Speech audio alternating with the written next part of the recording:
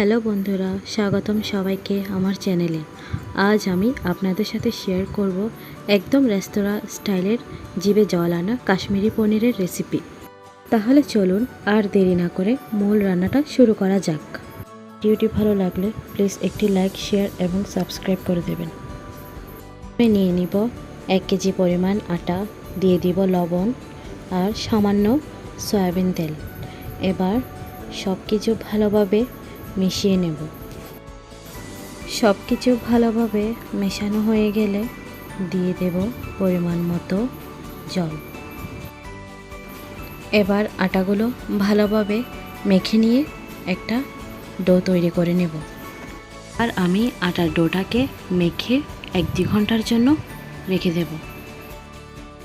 এবার আটার ডোটাকে আমি নর্মাল জল দিয়ে ভালোভাবে ধুয়ে নেব।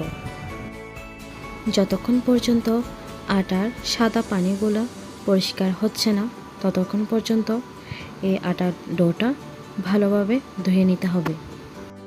তো বন্ধুরা দেখো, আমার আটার ডোটা ভালোভাবে পরিষ্কার হয়ে গিয়েছে এবং জলগুলো ভালোভাবে পরিষ্কার হয়ে গিয়েছে।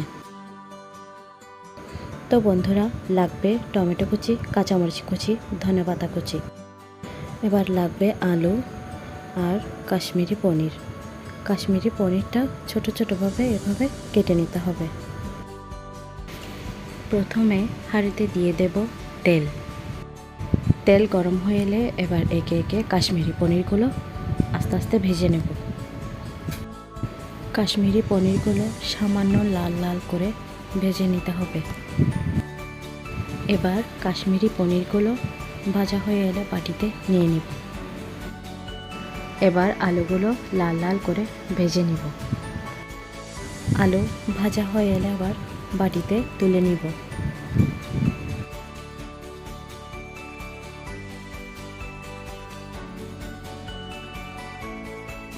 এবার একটা বাটিতে লবণ, হলুদ গুঁড়ো, ধনে গুঁড়ো, জিরা গুঁড়ো, লঙ্কা গুঁড়ো নিয়ে মশলাগুলো পেস্ট করে নেব। তেল গরম হয়ে এলে দিয়ে দেব শুকনো লঙ্কা, তেজপাতা এবং 5 ফোড়ন দিয়ে ভালোভাবে লাল করে ভেজে নেব। দিয়ে দেব টমেটো কুচি, কাঁচামরিচ কুচি এবং ভালোভাবে লাল করে ভেজে নেব। সব উপকরণ ভাজা হয়ে এলে এবার পেস্ট করে রাখা মশলাটা দিয়ে দেব। এবার পরিমাণ মতো জল দিয়ে মশলাটা ভালোভাবে কষিয়ে নেব। মশলা কষানো হয়ে গেলে দিয়ে দেব ভেজে রাখা আলু, ভেজে রাখা কাশ্মীরি পনির।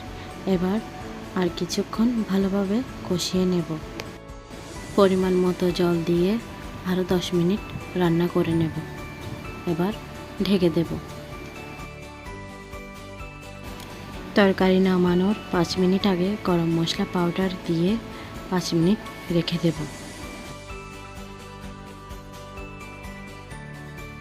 দিয়ে দেব কেটে রাখা টমেটো এবং ধনেপাতা।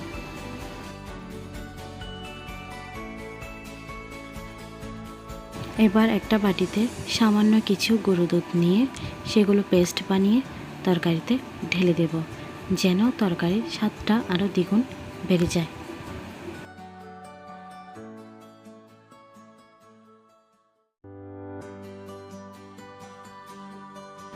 দিয়ে দেব সামান্য পরিমাণ চিনি। ব্যাস বন্ধুরা, তৈরি হয়ে গেল আমাদের দারুণ স্বাদের কাশ্মীরি পনির। গরম গরম পরোটা বা পোলাওয়ের সাথে পরিবেশন করুন। আর রেসিপিটা ভালো লাগলে অবশ্যই লাইক, সাবস্ক্রাইব করবেন।